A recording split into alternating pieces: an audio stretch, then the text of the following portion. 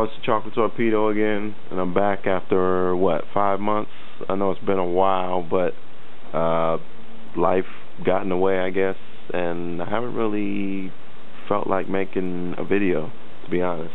But recently I've gotten more motivated to do one of these videos, and I really need to, because all these DVDs on my floor is getting pretty out of hand, so I need to make a few videos to get a lot of these out of the way and cataloged and everything. So go ahead and continue this perpetual horror cult exploitation DVD update with the Grindhouse set on Blu-ray.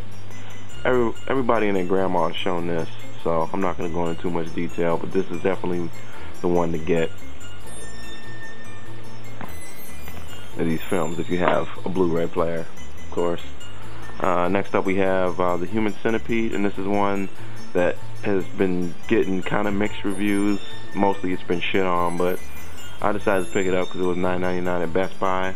So I watched it, and yeah, it's not all that great. I mean, the idea of it is pretty disturbing, but the way it's executed, it's really not. The visuals aren't that disturbing. It's really slow. I don't know. It's about this guy, this doctor that used to separate Siamese twins, but he's obsessed with fusing living things now. So he gets the idea to fuse human beings together through their ass and mouth to kind of, have the digestive tract all in one type of thing. I don't know. It's really fucked up and strange, and like I said, the idea of it is fucked up, but the execution and the visuals just, I mean, it just didn't really grab me. It didn't really do it for me. But I guess, I mean, if you can find it cheap like this, I'd pick it up. I mean, it's not the greatest thing, it's not the worst, but that's Human Centipede. Then we have one of the best films I've seen recently, one of the best horror films I've seen. This is The Antichrist by Lars von Trier, starring Willem Dafoe, and basically about this couple that goes through this traumatic event, and this happens at the beginning of the movie. It starts off with quite the doozy of a scene, but after that scene the movie tapers off. It gets kind of slow. There's little sporadic sex scenes in it. They're not really thrown in there gratuitously. They serve the purpose. It's all part of the plot, part of the grieving process. If you watch the movie, you understand what I'm talking about. But once it starts picking up, once the mother really starts acting strange, starts hallucinating, starts becoming more violent, the movie starts to get really interesting. And there's a scene where she kind of self-mutilates herself. I'm not going to go into detail, but the director doesn't shy away from showing that. And there's also another scene where I guess the best way to describe it would be probably the worst hand job I've ever seen filmed in a fucking movie. I mean, this shit made my dick hurt watching it, I'm not gonna lie. But if you watch this movie, just beware of that. And if you're a guy, it'll make your dick hurt, trust me. But this is highly recommended for people who are into like artsy fartsy type movies, but at the same time disturbing, I guess controversial, challenging type movies. I'm really glad Criterion picked this up. So they seem to be releasing some really good shit just in general, but I highly recommend this movie.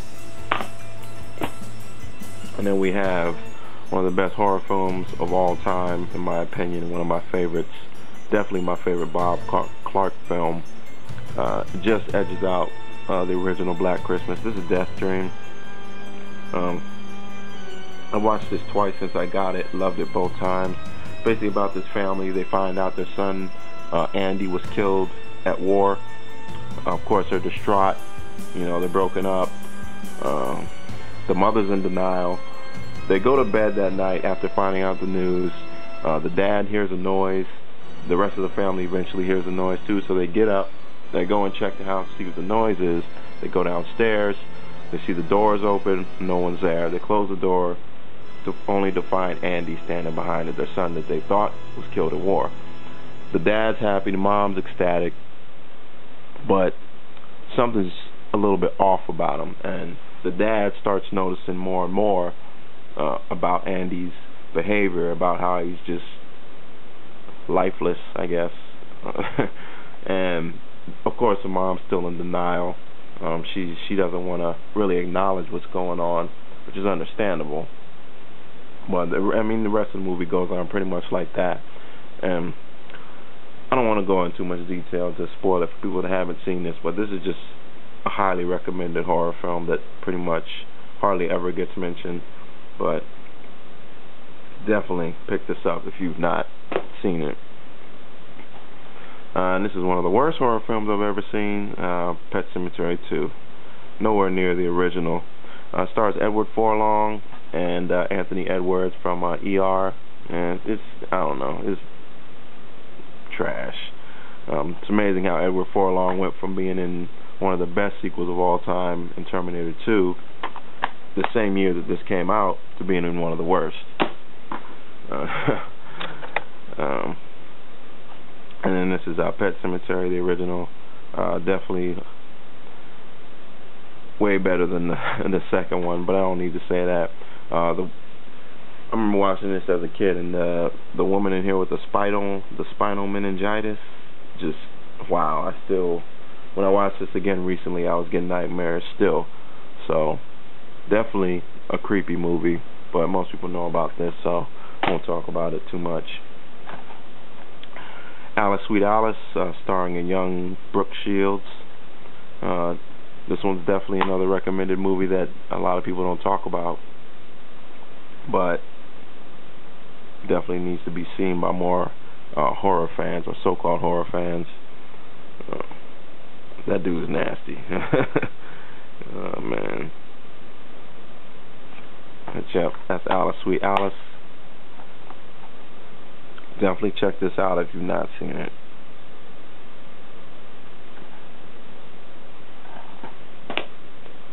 Then we have a Shriek Show release, Faceless.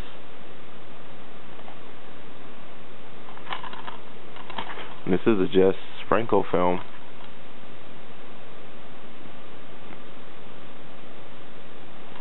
I won't go into the plot, but it's actually a little bit graphic in parts, but it's actually pretty cheesy, not gonna lie. But I found myself enjoying it. Had some really cheesy music too. And then this is Delirium, a Giallo by Lamberto Bava. This is a very strange Giallo from what I can remember. But that's that. And then we have the original Wicker Man. Very strange film, very atmospheric. Loved it.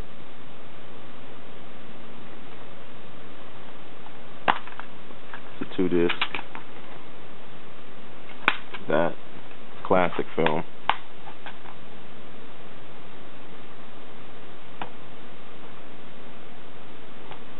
And then we have one of my favorite Alejandro Jodorowsky films, Santa Sangre. I believe it means holy blood. This guy is locked up in a mental institute, and you actually find out why. He came up in the circus, and he witnesses his dad, I guess, fooling around with this circus performer. And the kid's mom catches him and douses him with acid, and dad's pissed obviously because his dick's all fucked up with acid, and dad gets pissed off and chops her arms off, chops his mom's arms off, and the kid witnesses this. And I guess with his life coming up in the circus and his fucked up family life, you know, it pushes him over the edge. He goes insane. He ends up in a mental institute. He escapes, and his mom is still alive, so of course she doesn't have arms, but she goes on performing in the circus. So he kind of acts as his mom's arms in these performances, kind of thing. It's kind of hard to explain, but it's really graphic and really the storyline's so twisted. I'd recommend it for any fan of like surreal cinema or just Alejandro Jodorowsky in general. But definitely pick this up. Amazing film. And then we have Cat in the Brain by Lucio Fulci. Basically, it's a movie about himself and how the films that he makes affects him mentally. That's pretty much the gist of it.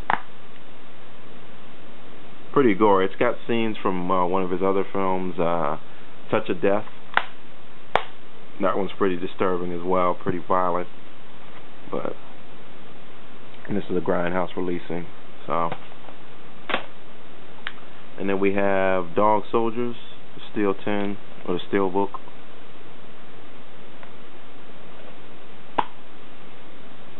Here it is. And of course, this has been released on Blu-ray recently, so maybe I'll get around to getting that. And then we have Cannibal Ferox, or Cannibal Pharaoh, however you pronounce that, aka Make Them Die Slowly. Basically just a cheesier, campier version of Cannibal Holocaust. Awesome cover art. Very, very cheesy. This dude gets his bad. He gets his schlong cut off, and the dude that cuts it off just pops it in his mouth like it's some popcorn. It's actually pretty funny in kind of a sick way. But, yeah. That's Cannibal Pharaoh. Oh, can't show titties. Somebody, I'll get offended. Then we have I, Madman.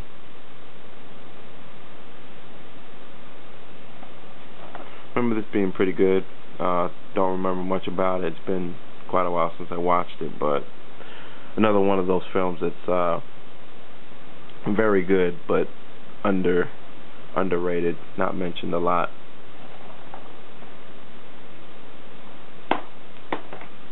And we have, in my opinion, underrated John Carpenter film, In the Mouth of Madness, starring Sam Neill. Love the creature effects in this. Love, love, love the creature effects in this. Might actually watch this again sometime soon, to be honest. Very good film, underrated. Then we have Repulsion by Roman Polanski, another Criterion Blu-ray. It's about this woman that gets left alone in her apartment by her roommate. She starts hallucinating, and she actually commits a few murders in her apartment, or at least they make you think she does. I'm not sure. You know, it's kind of like one of those movies where you're not sure what's really going on or what's in her head type of thing. But I don't know. If you ask me, I think this movie was ahead of its time, considering when it came out. So, very good film. I enjoyed it. And then we have Women's Prison Massacre. And there's a second movie on here, Caged Women. Haven't watched that. I watched Women's Prison Massacre, and that was super fucking cheesified. Oh man, gotta love that artwork. That's the first disc.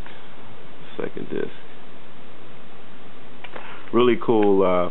The one scene that stands out is a really cool Russian roulette scene where someone loses and gets their brains, their gray matter splattered all over the place. That was pretty interesting. But yeah, this is super fucking cheesy.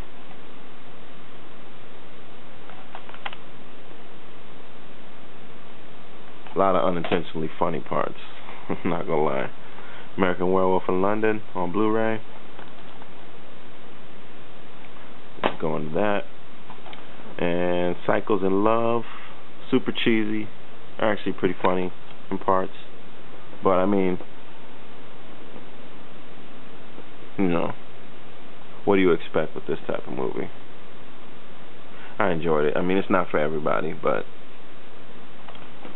if you're into horror comedies, cheesy horror comedies, this is definitely one to pick up. And I'll go ahead and stop the video there. Stay tuned for, I don't know, I guess an infinite amount of next parts. But see you guys later. And come back if you're so inclined. Peace.